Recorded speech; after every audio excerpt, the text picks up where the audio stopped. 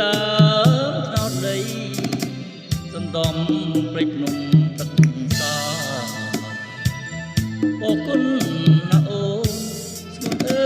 យស្ងួននួននាងកំរណាញ៉ាំដឹងណាទៅជីវ៉ាចាញ់ពិសា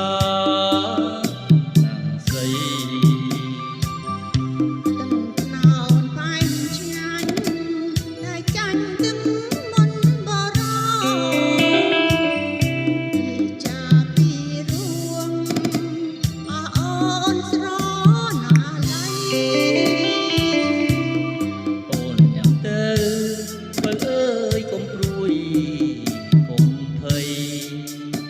ខ្លីបងពេចរណៃដៃដូចឡៃបែកថ្នោតស្នេហាញ៉ាំទឹកថ្នោតបងស្នេហ៍ស្នងញ៉ាំមួយជីវិតថ្ងៃក្រោយក្បត់ចិត្តបងបិនជាខ្សែសង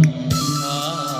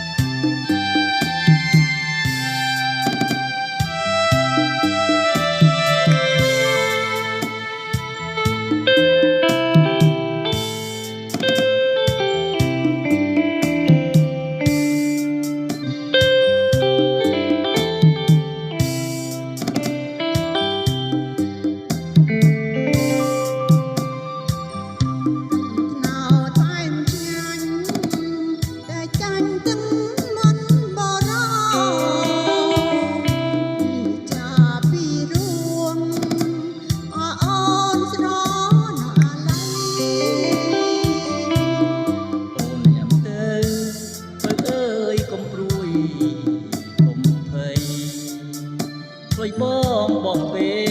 ចរណៃដៃអើយថ្លៃបែកថ្នោតស្នេហាញ៉ាំទឹកថ្នោតបងស្នេហ៍ស្នង